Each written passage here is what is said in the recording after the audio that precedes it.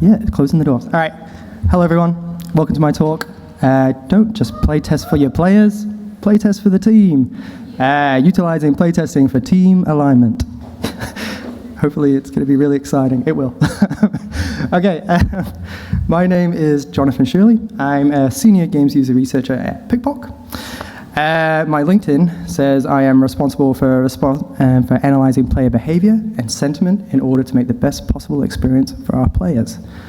But essentially, I help teams with validating any questions and or unknowns they might have around the game they're building through collecting player data. The next step from there is to encourage the team to use that data to take action in their game to improve the player experience. Cool. Hopefully this makes more sense as we go. Cool. We've seen this before. This is a familiar site. So this is a common site in game development, whether it's at the start or even potentially later in game development. There might often be a moment where you stop and think, what are we making again? Why are we making this? Who are we making this for? And that actually can be more common than you think. And it's understandable with the amount of things you need to consider in modern day game development. You know, thinking about a market which you might be entering, where you might be able to flesh out an experience which your players will love, while also trying to make some money and be profitable. Hopefully you went to Celia's talk this morning, which would have helped with that. So while each of these four central aspects to achieving a game idea of vision, insight, strategy, and market research are important, the one area I want to call out today, which kind of relates a lot to my work, is vision. So when we're talking about vision, or maybe more specifically a creative vision, we're talking about what is the experience that we're trying to make in our game. What are the feelings we are wanting to try and create, and also what is the essence of this game. And when you start making a game, vision is often kind of the core thing that you're probably even thinking about, right? Before you've even built anything, you're imagining someone playing your game, and you imagine their reactions, their feelings they might be having. It's essentially, that is the experience of the game. And it's often a central reason why you even want to build the thing in the first place.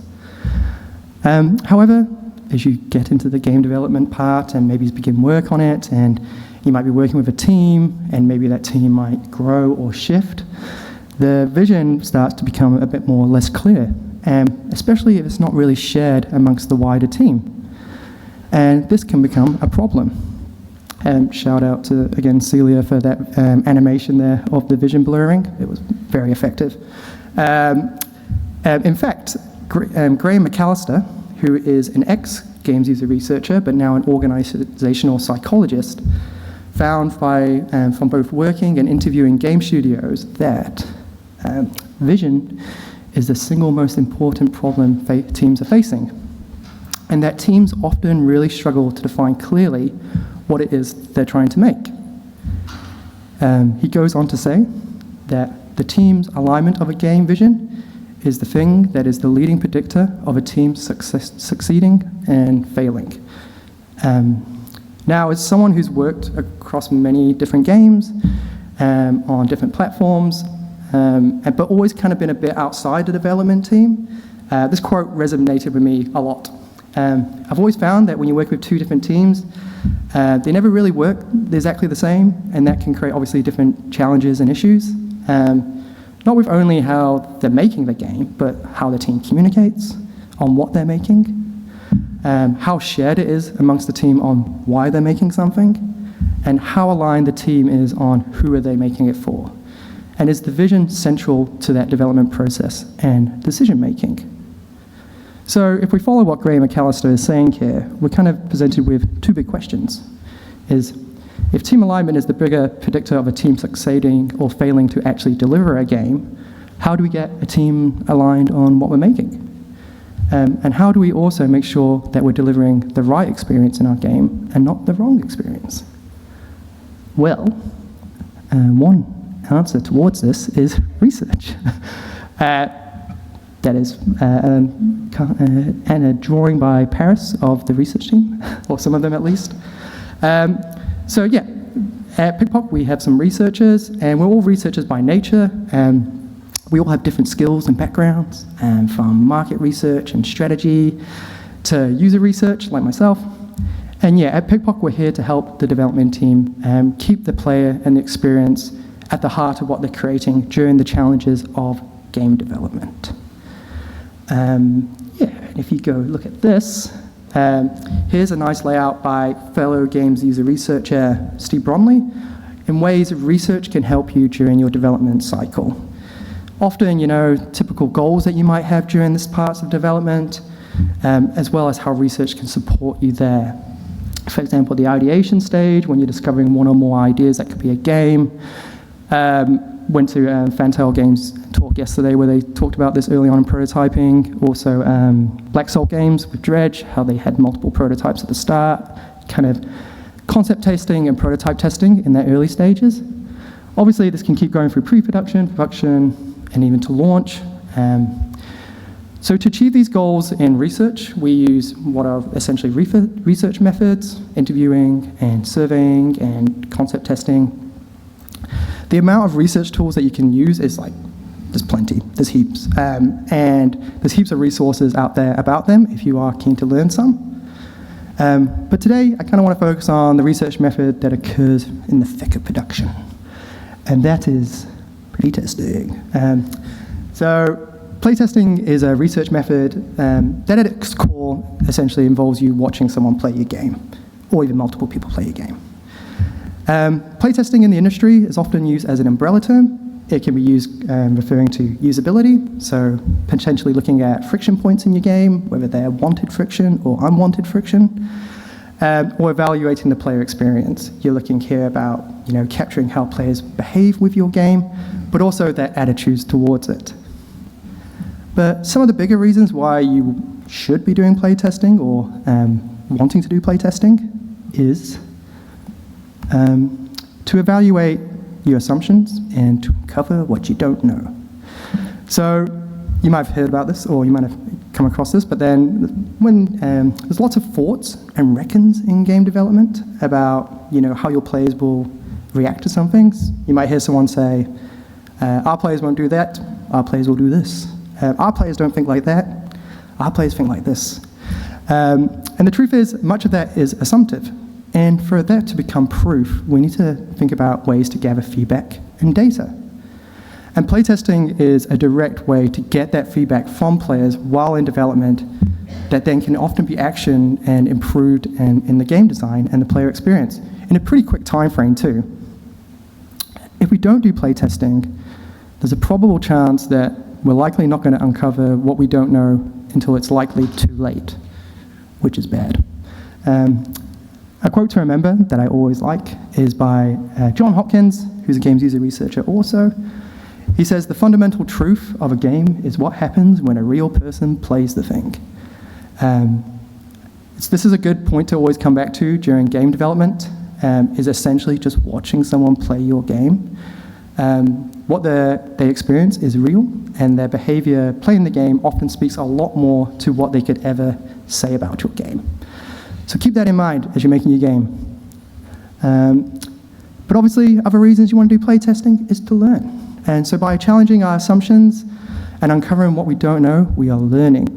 And learning what is and isn't working for our players. And from that, we're creating shared knowledge and insights. In this video, we're learning that going up and down that riverbank in VR is going to make you sick probably and throw off your headset. That was a good learning. And obviously, we're doing this because we're trying to make that great experience for our players. This nice video here from my recent playtest of Into the Dead Our Darkest Days. So this all sounds great, right? These are very strong reasons you should be playtesting and gathering insights to improve your game. But the reality is, insights alone do just not generate change. It's a sad, brutal reality. It's actually the team that makes the changes. And for the changes to be effective, the team, there needs to be a shared understanding on what we're changing it, why we're changing it, and how it's going to impact our players and experience. And for that, we need to be aligned. So how do we get the team aligned on the things we are changing? And how do we use playtesting as a process to help with this? How do we get everyone on the same page of their experience that we're delivering? I'm just going to go through some step-by-step ways we might be able to do this. Cool. So first, we're going to align on what we want to playtest. This is often such things we might be considering on what we want to test. Is there design elements? There could be a tutorial, or the gameplay, or a feature.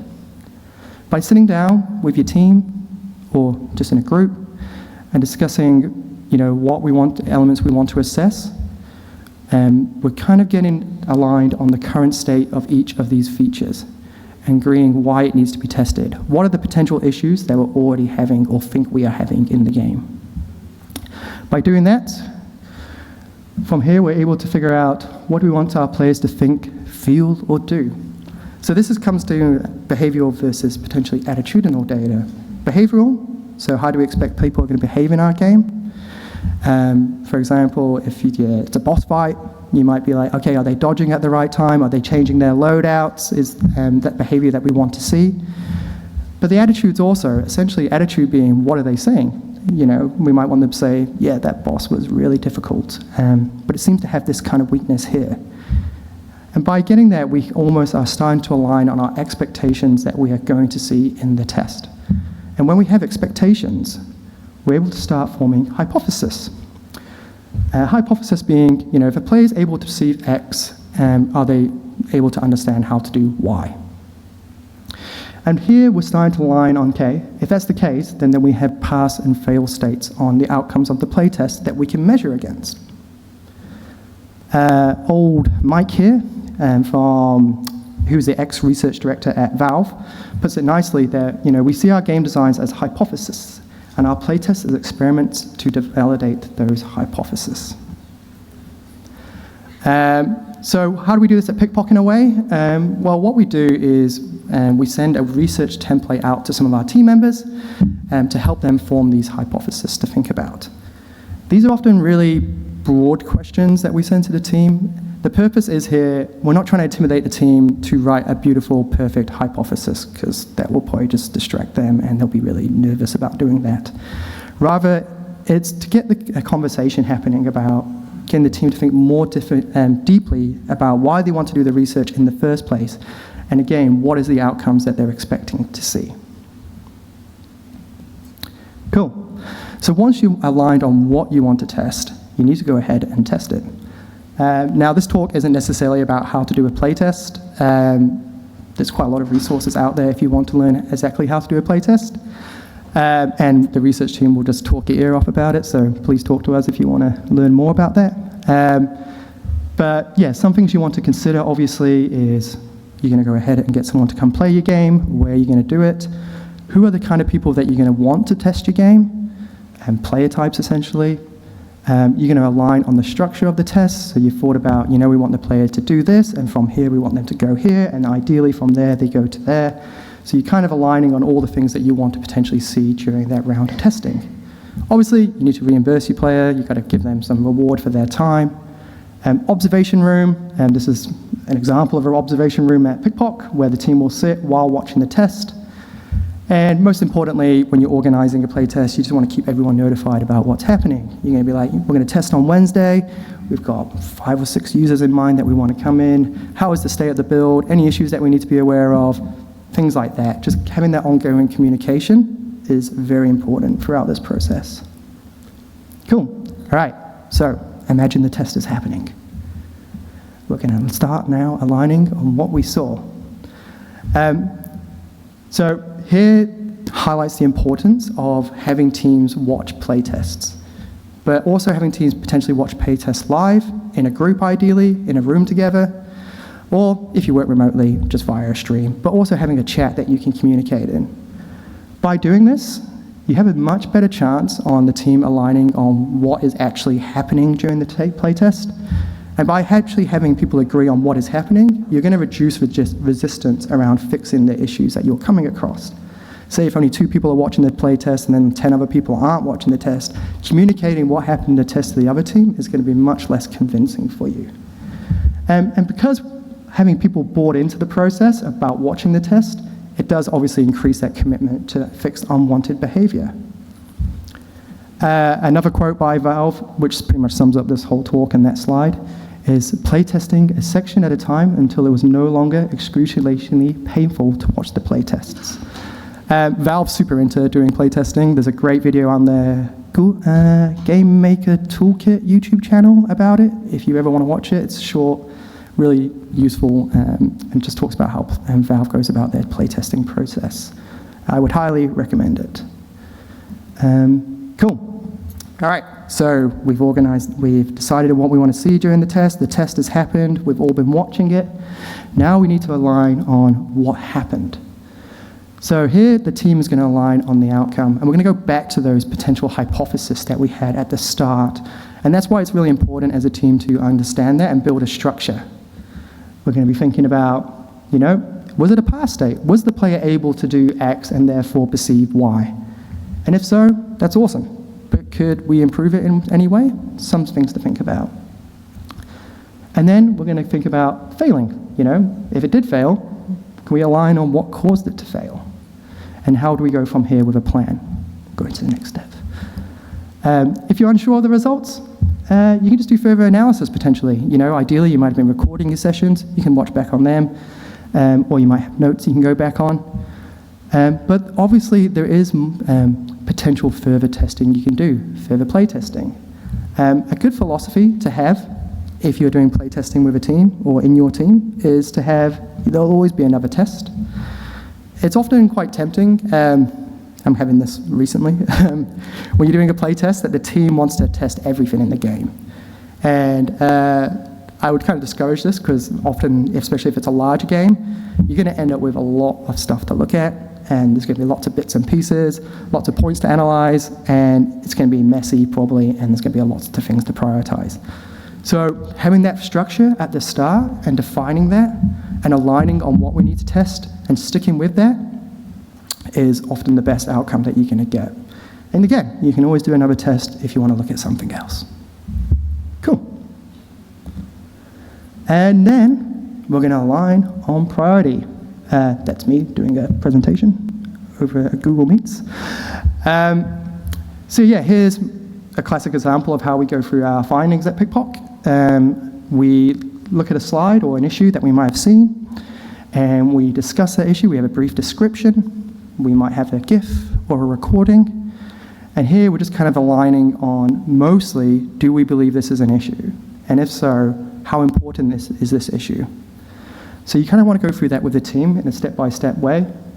By doing that and getting everyone aligned on, yes, this is an issue, the increasingly likelihood of actually action happening increases. Once we align on the most important issues, then we have a plan on which to tackle first. And we have a priority ordered. From a production perspective, these issues often go into some kind of like ticketing system, like Jira, and will be logged to someone to fix. But more often than not, the team is so annoyed and hate the issue that they'll just go and fix it straight away, if it's easy enough to fix, which is great, usually. Cool. All right, this is my artistic image. There you go. So what's been happening throughout this process? So as a team, we've come to the playtesting process potentially with different viewpoints on our thoughts on the game, our opinions, the current state of the game, maybe quite a few assumptions about how players will interact with our game.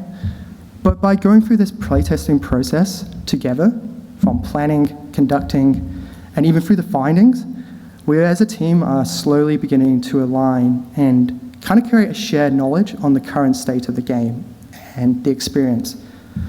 Ultimately, what we're seeing is team alignment in the game. I was glad I was finding that Always Sunny GIF. So, yes, we're now achieving team alignment. How? Well, like I said, everyone is more aware of the state of the game. How effective is the game? And from that, by being aware of the state of the game, we can start determining how effective is our game vision, our experience. Are we delivering on the right experience that we're trying to achieve? By that, we also have tested our designs, and by doing that, we have design decisions happening. We've observed players interacting with that, and we're learning what is working and not working. And for that, now we're able to adapt. Communication. Also, ongoing communication and sharing of insights has aligned the team on also what needs to be addressed next. I've been seeing lots of talks this last 2 days about just communication. Obviously, it's a huge thing in game development and ongoing communication, and this process also incorporates that a lot. And finally, by having good communication, we're also likely going to boost production because we're aligned on the priorities and now have a shared understanding of what to tackle next. Essentially, we have a guide, and when we have a guide, we're able to knock down pieces and issues in our game quickly and quite rapidly. Cool. So yeah, playtesting is more than just essentially just getting for your players. While playtesting is very effective at getting insights to measure on the right experience of our players, insights themselves, again, don't really necessarily generate change in the game. It's the team that will make the change. So by getting the team along on this playtesting journey to process the insights, to align on the findings, we have created momentum where change is more likely to happen. And when a team has more momentum to make changes, it enhances the team's effectiveness. And this all comes back to the game, right? I assure you from my own experience that when going through a team, working with a team and going through a series of play tests, and we've just observed those really excruciating moments in our test of this player just does not understand this, or these players aren't just getting this. But we've aligned on that, and then from there we've made a change in the game, and we've managed to resolve that, then the culture of the team just becomes a lot more positive because we feel like we're making better changes in our game. And when a team is more positive about what they're making, the environment is often better to be in. And if the environment's a better place to be in, then the increases of your game being a better game goes up as well. So remember, don't just playtest for your players, playtest for the team. These are some references I had today. If you want to learn more about any of this stuff, especially around playtesting, the fundamentals of playtesting, but also, I've got here on the left, left, usability playtesting by Graham McAllister, awesome read, been referenced this a lot today. He goes deep into team alignment as well. Playtest Plus by Steve Bromley, super short read, but honestly really step-by-step process throughout development on things you should be looking out for within playtesting, but also how do you confirm the research that you're doing. Secret Science of Games by John Hobson. That guy's OG games user researcher, Halo 1, has a ton of experience and goes for practical steps of conducting playtesting and research. And finally, obviously, the Games User Research book is the Games User Research Bible. It's this chunky book that has multiple contributions on it. If you know it, it's a good read. Cool. That is times-ish, so wrapping up there.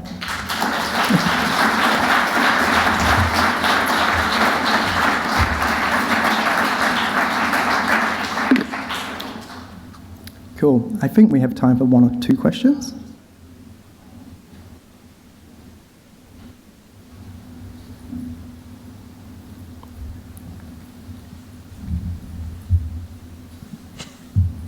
We're trying to decide which one of us is going to ask the question. So I will do it. I have two.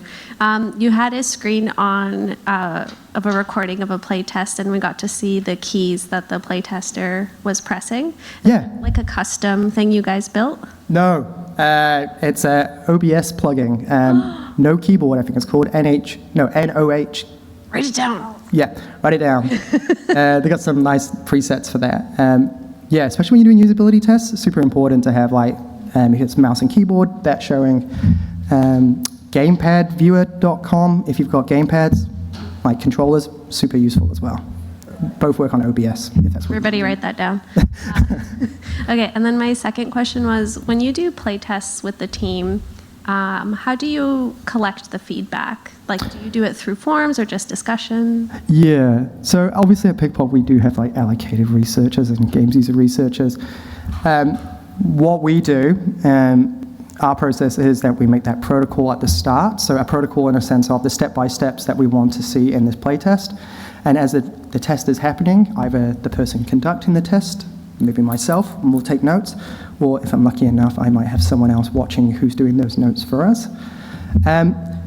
That's like obviously if you've got like more resources available. One thing you can do is just each test that you're doing, try and obviously have timestamps and just make your own notes about what's happening. And then as a team, you can share those afterwards. You kind of need at least one person on your team to take responsibility of collecting the findings and organizing that. Yeah, traditionally it might be someone with a UX background or design background, but it's whoever really wants to take the lead on conducting playtesting, who should gather those feedback. And then, yeah, as a team, you can go through each of those and work out what you want to prioritize as well. Yeah. Thanks. Okay. Do I have time? Okay. Hi. Could you talk a little bit more about how you did playtesting for VR? And for testing in VR, did you find that you had to find people who already knew like how to use VR, or were you trying to get completely new players into VR? Because obviously it's like another, it's quite different from like screen-based games. Yeah, that's a good point. VR has been quite a bit of a new challenge for myself. Obviously VR was a thing a couple of years ago, but now it's becoming more with the MetaQuest headsets available, and PikPok has been developed for it. Obviously you've seen Rival Stars Horse Racing VR maybe out there, so I've been working on that game quite a bit too. Yeah, it definitely presents new challenges, having someone with a headset strapped to their head the whole time. In your case of do we get experienced players? Yes, we do. So we have a big database of local testers. I've actually seen like a lot of people here that I've done playtesting with. They will note down what platforms they play. So if they note VR, I will look for people that have VR experience. Because essentially, it depends on, you need to understand about how is this game going to go to market in a way of like, where is it going to be available? And in that case, if it's a MetaQuest game, it's going to go on the MetaQuest store, and the people that are going to see that are people that likely own that device and also are experienced with VR. So yeah, we will largely try and get VR experienced people for those kind of tests. But then again, we might do an internal test, a quick one with someone who has no VR experience, and yeah, that can be interesting sometimes, especially if they're susceptible to simulation sickness. Yeah. Thank you. Cool.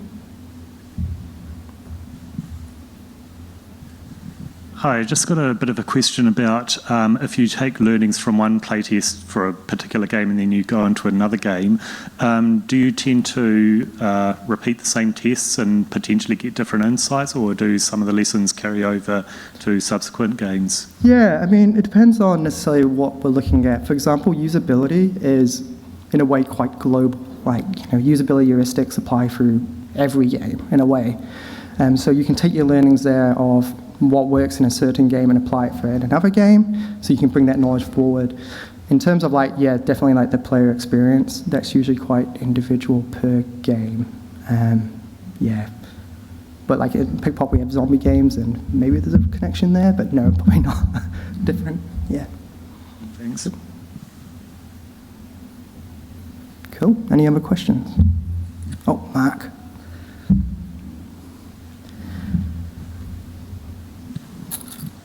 Hey, Jono. Good talk. Thanks. Do you have any strategies for when a team does not want their assumptions challenged? Yes. Honestly, that's like 90% of the job, right? You could be trained to do research and how to do all the tech stuff and that, but yeah, I think as you become more experienced and senior, the challenge is actually trying to convince people to react to the insights in a way. And then, I suppose a lot of this talk is trying to bring the team along on that journey to make the change more likely to happen. Like Insight themselves, like I said, I could go into a room and do a playtest by myself, no one's watching, was just one user, come back and go, this isn't working. But they're likely just be like, oh, well, whatever, and just kind of keep moving. It depends on how you presented it to the team. yeah, there's always a challenge there of them not wanting to necessarily potentially react to that. I mean, you know, we've had experience on the successful games versus the unsuccessful games. You could reference that, but part of the job is always trying to advocate for the player and get them to make those changes in the game, whether that's maybe getting them to watch the test or really highlighting the issue multiple times until it's resolved. Yeah, hopefully that helps. Cool.